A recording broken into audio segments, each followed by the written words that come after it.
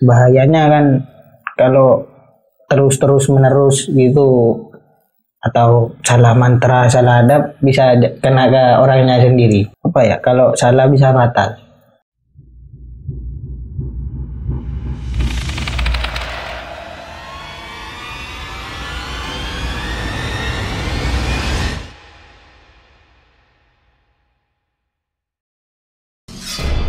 Jangan takut pada setan. Setan hanya mengganggu, tidak makan. Takutlah pada manusia yang suka makan hak orang lain. Halo, assalamualaikum teman-teman. Berjumpa lagi dengan suara horor. Wow. Oke, kali ini suara horor datangan narasumber. Dia seorang pecinta merpati racing dan sering mengikuti lomba antar provinsi. Di mana seremnya ketika dia membaca ritual yang mana dia itu salah katanya membaca ritual, ketika itu juga banyak terjadi gangguan. Seperti apa kita tanyakan ke narasumbernya. Lalu dengan siapa, Mas? Adit. Dengan Mas Adit. Sejak kapan Mas Adit suka merpati itu? Kalau suka merpati itu mulai dari kecil lah, dari SD kelas 4 sampai sekarang ini. Itu memang awalnya suka racing, suka balapan apa gimana? Iya, ikutin yang lain lah. Awal-awal coba. Tapi di kampungnya itu banyak merpati gitu ya? Banyak. Ikuti lomba di mana saja, Mas? Kalau lombanya itu paling jauh ya cuma Bali sama Bandung. Walah, jauh ya. Berapa hari kalau lomba di sana itu? Paling enggak 1 hari. 1 hari. 1 hari. 1 hari 1 malam. Hadiahnya apa itu, Mas? Hadiah tergantung sih, tergantung berapa banyaknya orang yang ikut lah. Tapi hobi apa ya? Banyak yang hobi terhadap merpati itu ya? Banyak sekali. Banyak. Nah, itu awalnya bagaimana, Mas? Ketika Mas diganggu ketika membaca salah mantra kalau tadi bilangnya, gimana itu ceritanya, Mas? Ceritanya gini, Mas. Kan dikasih ramalan sama Mbak ini, sama nenek. Iya. Nah, baca ini deh kalau kepingin menang. Nah, jadi pelajarilah mulai dari kecil sampai sekarang dipelajari. Nah, terus nenek itu bilang ini, bacaannya tepat asalkan hadapnya jangan kebalik. Maksudnya kebalik?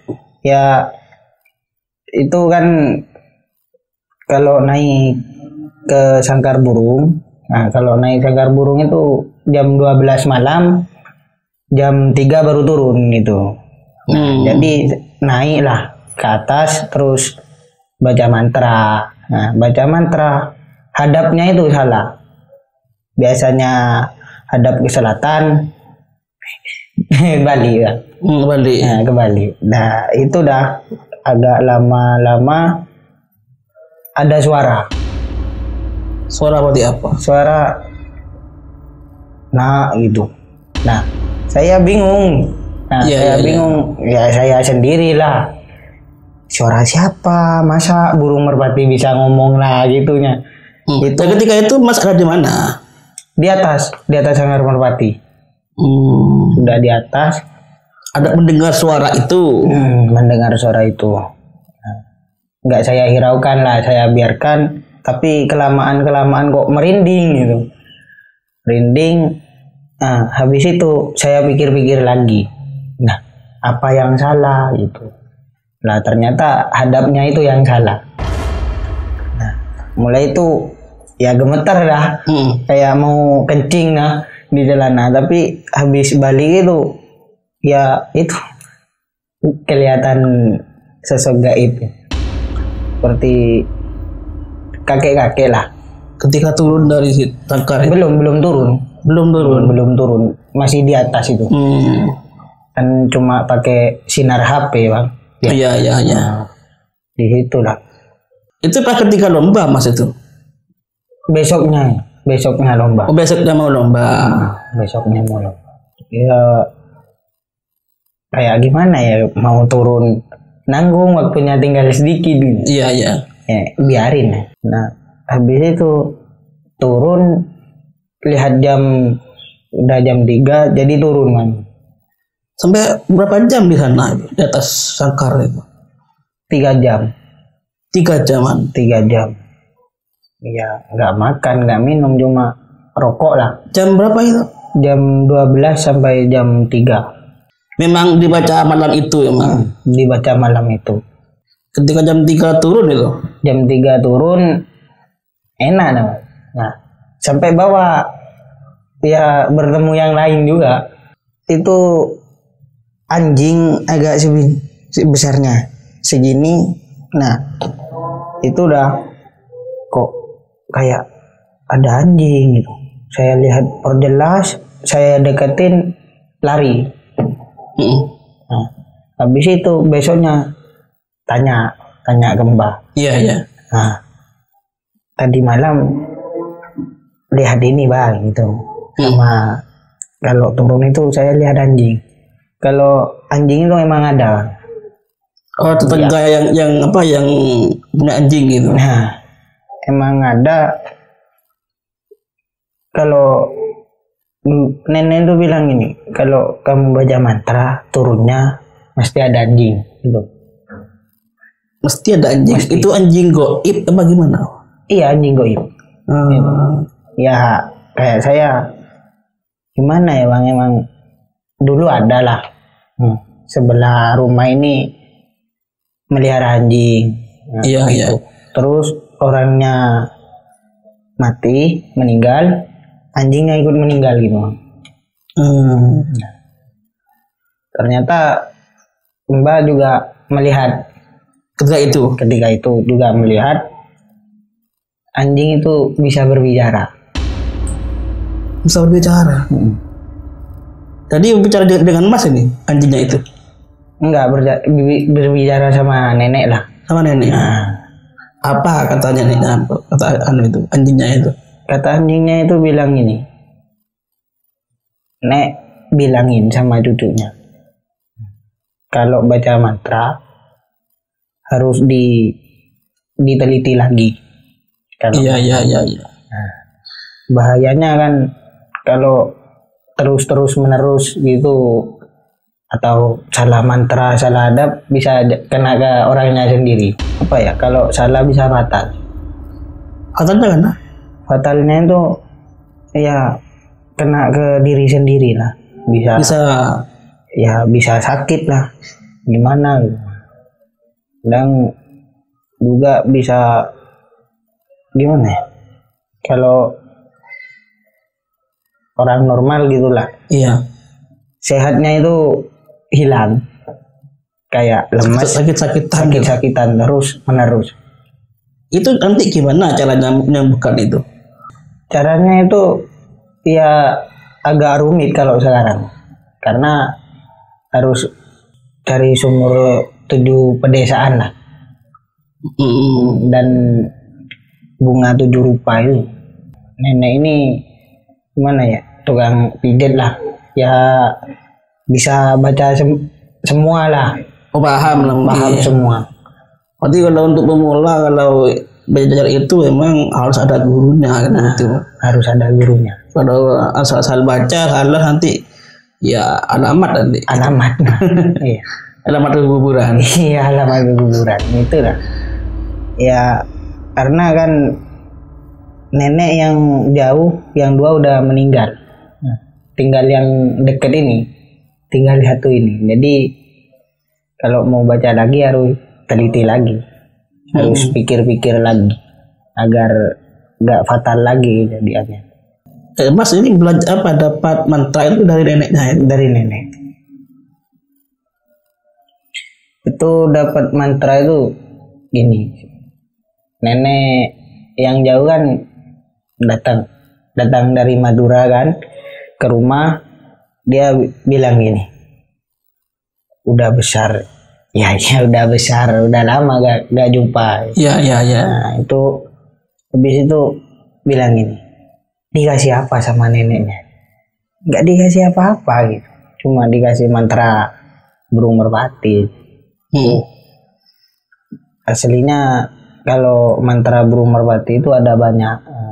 Jadi dikasih nenek yang dari Madura satu, yang tinggal serumah ini satu gitu. Tapi karena nenek yang dari Madura udah meninggal, nggak saya gunakan. Ya gitu, takutnya fatal, gurunya nggak ada. Oh gitu ya. Jadi yang saya pakai sampai sekarang ini ya dari nenek yang serumah ini. Nah, dan ketika ada lomba lagi kedua, Ya. sama nenek itu suruh baca lagi. Nah, suruh baca lagi ya, saya nggak mau bang itu. Nggak Kenapa, mau. Bang? Ya karena lihat nenek kan susah payah bang dari penangkal kayak gituan. Nah, Mencari sumur itu. mencari sumur 7 desa sama bunga 7 rupa itu bang. Iya iya iya. Jadi kasihan lah sama nenek. Nah, tapi sama nenek itu bilang gini, ya mumpung masih muda, kapan lagi? Nah, nah, akhirnya ada lomba lagi. Nah, sama nenek kan disuruh baca lagi. Iya iya. Itulah mempercaya diri lah untuk membaca itu lagi. Dah, ya naik lagi lah ke Sanggar Burung. Jeda berapa hari, berapa minggu ketika Mas lomba pertama itu? Sebulan. 1 bulan. 1 bulan. 1 bulan. Jadi selama itu nenek masih mencari penangkal dan juga kembang itu juga, kembang 7 rupa Iya, sendirian dari itu. sendiri. Dan nanti sumur itu digimanakan Mas? Diambil airnya. Oh diambil airnya, Diambil airnya, ditaruh ke botol. diminumkan ke Mas? Dibuat mandi. Oh buat mandi. Kan sampai 7 botol. Nah, Sampai 7 botol, berarti per sumur itu 1 botol. 1 botol. 1 botol apa? 1 botol sumur dan 7 kembang rupa itu. Iya, 7 kembang rupa dijadikan 1 di rumah, terus dimandiin, ya sama dibacain mantra juga, tapi nggak tahu mantranya apa, karena nggak dikasih tahu lah. Nah, untuk kriteria sumur itu gimana Mas? Sumur, ya seperti biasa yang ada di rumah-rumah, tapi kan itu 7 desa, 7 desa. lain-lain desa lah. Nah, mungkin ada sumur yang di depan rumahnya, apa yang di dalam rumahnya, bagaimana? Mungkin nggak ada ya. Nggak ada. Itu semua sama lah. Nah, ketika Mas disuruh lagi oleh neneknya, Mas baca itu. Nah, ya diteliti lagi untuk baca itu. Akhirnya benar, dan berapa jam kemudian sangkar burungnya tuh goyang. Kena angin ya? Kencangnya. Goyang, terus goyang, dan gak lama mau turun. Kayak ada orang yang ngelempar itu di atas sangkar burung. Ngelempar sama mercon itu lah. Nah, ya jadi kan otomatis kaget. Nah, kaget, hampir jatuh, tapi pegangan yang erat. Dan yang mantra yang kedua, yang Mas lomba yang kedua ini mantranya udah bener. Bener, mantra bener, dan hadapnya juga bener lah. Waktu itu ya gangguannya ya itulah angin kencang itu. Nah, mau turun udah jam 3, ya itu kayak ada orang ngelempar. Iya. Ya kaget, hampir mau jatuh juga. Terus saya lihat kok ada keris gitu di atas atap sangkar burung. Nah, itu saya ambil Keris itu. Saya ambil, dan besoknya saya bawa lomba itu. Nah, akhirnya alhasil itu dapat peringkat nomor 5. Nomor 5 ya. Nomor 5. Nah itu ketika lomba yang dinilai apanya Mas? Yang dinilai itu kecepatannya. Kecepatan maksudnya? Kecepatan burung merpati. Pulangnya itu? Pulangnya. Yang dinilai. Dari Bandung gitu? Dari Bandung. Sampai rumah berapa hari merpatinya? 2 jam. Nyampe rumah 2 jam. Waduh, gimana terbangnya itu? Nah, itunya Pak. Kan udah ditaruh di HP kan. Taruh di grup di Facebook. Taruh di grup. Nanti kan kalau mau lepas kan di video dulu. Dikasih makan lah, dikasih minum. Nah kalau cuaca bagus kan dilepas. Itu ya mulai dari jam 6 sampai jam 7 di bawah sangkar burung merpati. Jam 6 pagi sampai jam 7. Ya kalau yang nggak datang berarti besoknya. Berapa kali ikut lomba? Ikut lomba 4 kali. 4 kali sampai sekarang. Yang paling jauh daerah mana, Mas? Bali. 2 klub Bang. 2 klub, yang satu klub SRBC, satunya Tapal Kuda. Nah, kalau SRBC ini kan bagian Jakarta, kalau Tapal Kuda ini bagian Bali. Ya mau gimana lagi, namanya juga hobi. Iya. Ya itulah alhasil dapat keris, sampai sekarang masih ada. Kerisnya? Masih ada di rumah. Ya kalau mau lomba naik ya juga dibawa keris. Kalau mau lomba lagi itu dibawa naik lagi, baca mantra lagi. Nah, kata neneknya gimana ketika Mas mendapat keris itu? Dia kata nenek, simpanlah yang rapi di tempat yang aman. Sekiranya orang tua ataupun orang lain itu gak tahu. Ya kadang kalau udah Jumat manis itu, mesti kan ditaruh tempat yang aman lah. Kadang kalau lupa dimandiin dah gimana itu, ya kayak nusuk badan sendiri.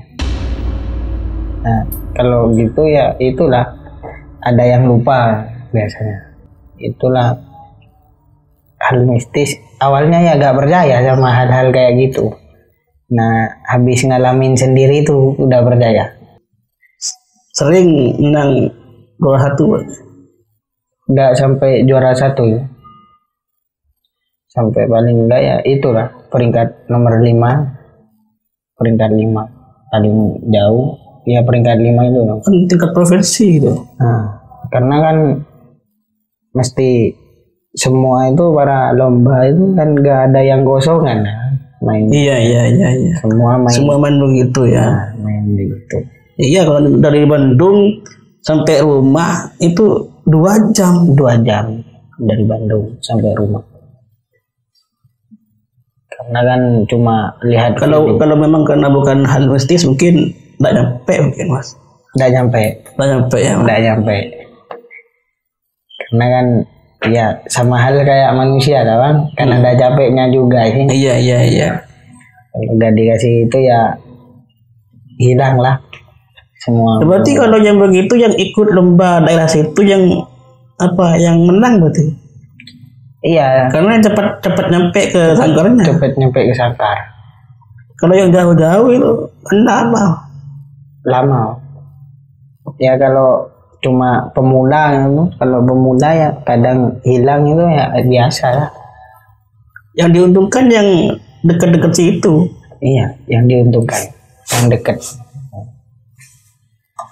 Ya kadang juga kalah kok yang dekat. Kalah? Kok bisa?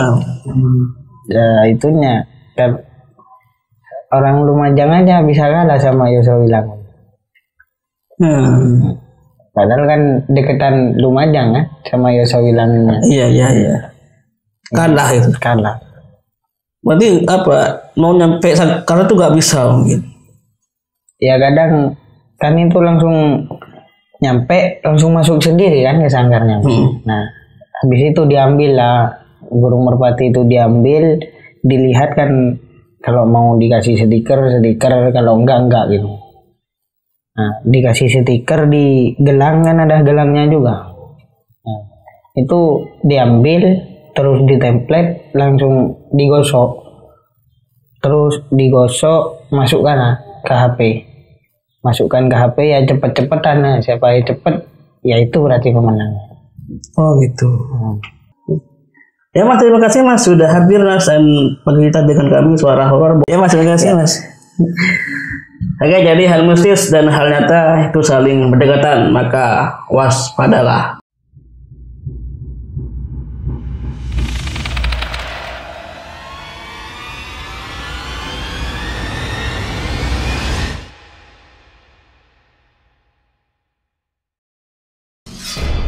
Jangan takut pada setan.